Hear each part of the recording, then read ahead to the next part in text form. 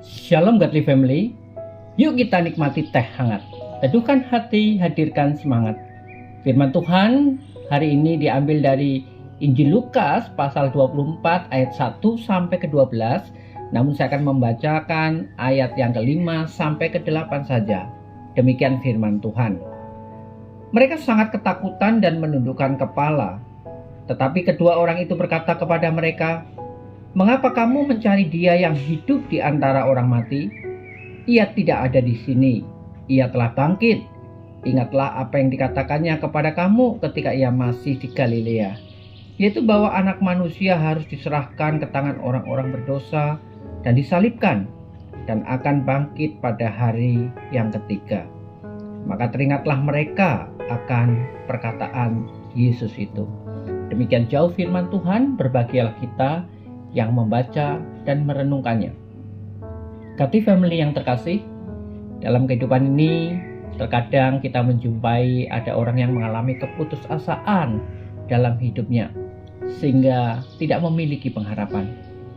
Namun ada yang hidupnya sesuai dengan apa yang diharapkannya. Bahkan ada juga yang melampaui daripada harapan itu. Dalam peristiwa kebangkitan Tuhan Yesus melalui teks yang dicatat dalam Injil Lukas pasal 24 ayat 1 sampai 12, kita mendapati adanya sebuah pengharapan yang melampaui dari apa yang diharapkan oleh para murid yang sedang dirundung keputusasaan yang mendalam karena kematian Tuhan Yesus. Kisah ini diawali dengan para perempuan yang datang ke kubur untuk merempah-rempahi tubuh Yesus yang baru meninggal.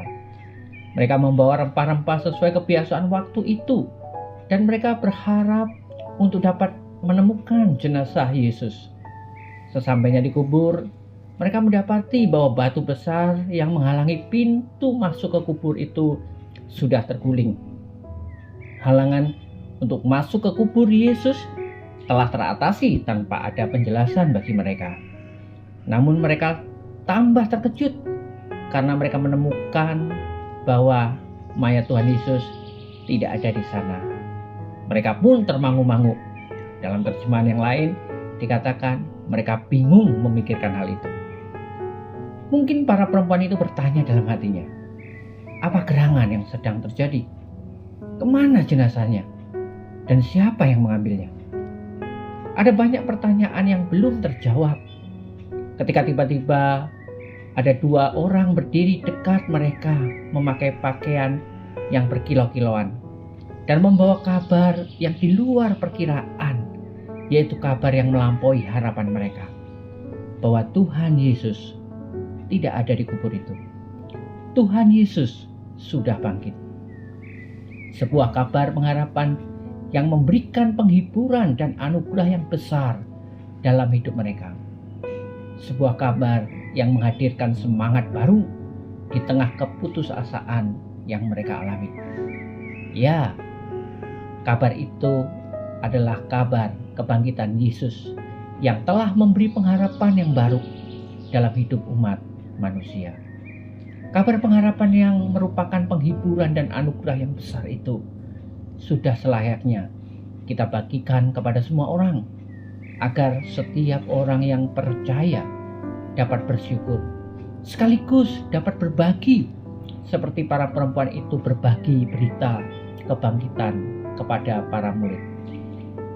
Godly Family yang terkasih, Allah terkadang mengizinkan kita untuk mendapat lebih dari apa yang kita harapkan dengan satu tujuan, agar kita semakin memuliakan Dia dan semakin percaya kepadanya.